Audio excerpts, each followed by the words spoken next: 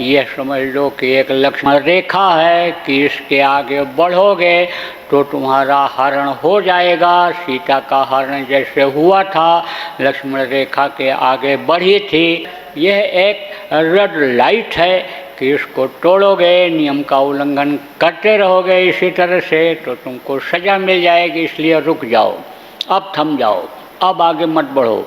अभी तक अगर गलती हो गई सो हो गई, लेकिन दोबारा गलती मत करना।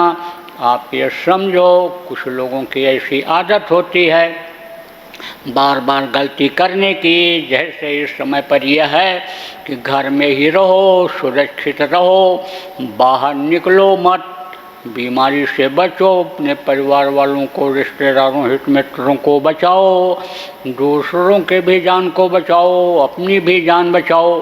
अब बार बार घर से बाहर निकल आते हैं, बार बार घर से एक आदत बन गई तो सज़ा तो मिलेगी मिलेगी। अरे भाई, देखने वाला सज़ा देगा और नहीं तो तुमको कुदरत सज़ा देगा। अपने अहंकार में, बल के अहंकार में, जवानी है हमको नहीं होगा, हमारी तो जमात है, हमारे साथ तो इतने लोग हैं, हम इस पद पर हैं, पोस्ट पर हैं, हमारा कोई क्या कर पाएगा।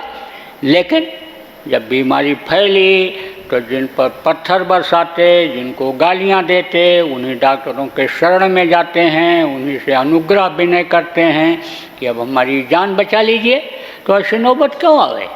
आप सबसे प्रेम करो, आप अपने शरीर से भी प्रेम रखो, परिवार वालों से प्रेम रखो, इस शरीर को बचा के रखो कि जिससे भजन और इबादत आपको करना है। अभी तक जानकारी आपको नहीं हो पाई, मान लो कोई पूरे फकीर मिल जाएं, कोई महात्मा संत आपको मिल जाएं और आपको जानकारी करा दें, आपके समझ में बात आ जाए और आप कुछ असली पूजा, असली इबादत इस मानव मंदिर में करने लग जाओ, चेतन यानी पूजा करके चेतन को आप पालो, आत्म सुख का आनंद मिल जाएगा।